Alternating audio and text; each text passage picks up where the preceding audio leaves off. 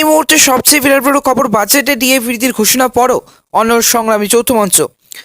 22শে ফেব্রুয়ারি কর্মবিরতি ডাক সংগ্রামী যৌথ মঞ্চের তরফে। আগামী 22শে কিন্তু ফেব্রুয়ারি রাজ্যের সমস্ত সরকারি দপ্তরে কর্মবিরতি ডাক দেওয়া হয়েছে। এই মুহূর্তে সবচেয়ে বিরাট বড় আপডেট, রাজ্য সরকারি কর্মচারীরা ডিএর দাবিতে, কেন্দ্র হারে ডিএর দাবিতে বা কেন্দ্র হারে বকেয়া মহার্ঘ ভাতার ডিএর দাবিতে অনড় সংগ্রামী যৌথ মঞ্চ আজ কিন্তু 380তম দিন ধরে আন্দোলন করছেন তারা শহীদ মিনারে। তবে 22 ফেব্রুয়ারি রাজ্য জুড়ে কর্মবিরতি ডাক সংগ্রামী যৌথ মঞ্চের। 22 ফেব্রুয়ারি রাজ্যের সমস্ত সরকারি কর্মচারীদের এবং সমস্ত সরকারি দপ্তরের কর্মবিরতি ডাক। আগামী 3 মার্চ মিছিলের পর শহীদ মিনারে মহাসমাবেশ ডাক ডিএ আন্দোলনকারীদের। 6 এবং 7 মার্চ 2 দিন রাজ্য জুড়ে সমস্ত ক্ষেত্রে ধর্মঘটে ডাক সংগ্রামী যৌথ মঞ্চের। এদিন সংগ্রামী যৌথ মঞ্চের তরফে আগামী 22শে ফেব্রুয়ারি রাজ্যের সমস্ত সরকারি কর্মচারীদের বা সরকারি দপ্তরের কর্মবিরতির ডাক দেওয়া হয়েছে। আন্দোলনকারীদের দাবি, লাগাতার অনশন চলছে তাদের।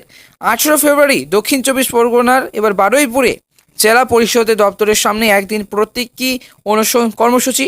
আগামী 18 ফেব্রুয়ারি দক্ষিণ 24 পরগনার বারুইপুরে জেলা পরিষদের দপ্তরে। তবে রাজ্য বিধানসভা 2 দিন আগেই বাজেট পেশ করেছে মমতা বন্দ্যোপাধ্যায় রাজ্য সরকার। সেখানে রাজ্যের সরকারি কর্মচারীদের ডিএ আরও 4% বৃদ্ধি করা হয়েছে। অর্থাৎ সব মিলিয়ে রাজ্যের সরকারি কর্মচারীদের এবং কর্মীদের প্রাপ্ত ডিএর হার কিন্তু 14% হলো। সব মিলে রাজ্যের সরকারি কর্মচারীদের প্রাপ্ত ডিএর হার বেড়ে 14%, মানে 46% হারে কেন্দ্র সরকারি কর্মচারীরা ডিএ পান।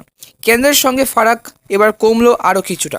তবে রাজ্য সরকারি কর্মচারীরা 14% হারে ডিএ পাবেন। এবার যে কেন্দ্র সরকারি কর্মচারীরা কিন্তু 46% হারে ডিএ পাবে।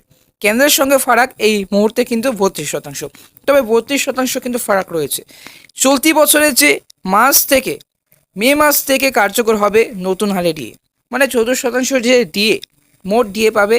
এবার যে 4% ডিএ বাড়ানো হলো বাজেটে, তবে চলতি বছরের মে মাস থেকে কিন্তু কার্যকর হবে নতুন হারে ডিএ।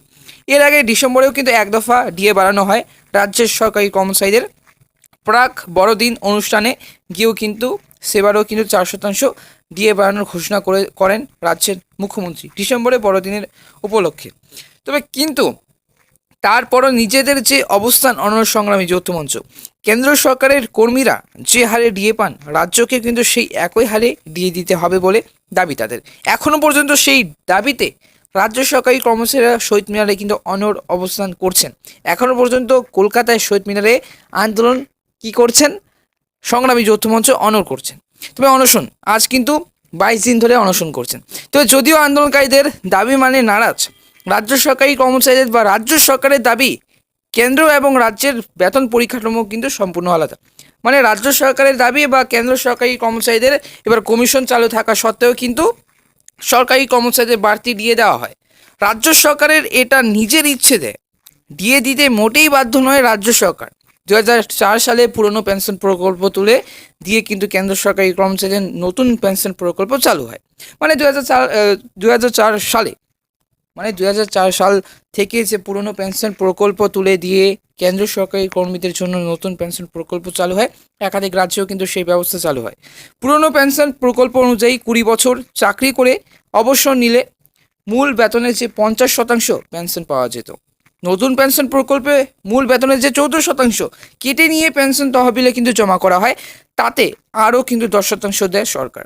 সেই টাকা শেয়ার বাজারে ঢেলে যা লাভ হয় সেই টাকা পেনশন দেওয়া হয়, যা মূল বেতনের 50% হতে পারে, আবার 5%। অর্থাৎ অবসরপ্রাপ্ত রাজ্য সরকারি কর্মচারীদের বা কর্মীদের পেনশন নিয়ে যে অনিশ্চয়তা থাকলেও কিন্তু সরকারের দায় থাকে না। বাংলার এই যে নতুন পেনশন প্রকল্প চালু হয়নি আজও, বামেরাও করে যায়নি, মমতাও নতুন পেনশন প্রকল্প চালু করেননি। পুরনো পেনশন প্রকল্প চলছে বাংলায় আর তাতেই কিন্তু রাজ্য সরকার অনড় অবস্থান নিচ্ছে। তো এই মুহূর্তে এই আপডেটটি, অবশ্যই কিন্তু এরকম আপডেটটি বিভিন্ন আপডেট পেতে অবশ্যই কিন্তু আমাদের এই ভারত এক্সক্লুসিভ ইউটিউব চ্যানেলটিকে অবশ্যই সাবস্ক্রাইব করে পাশের বেল আইকনটা অবশ্যই ক্লিক করে রাখবে। ধন্যবাদ।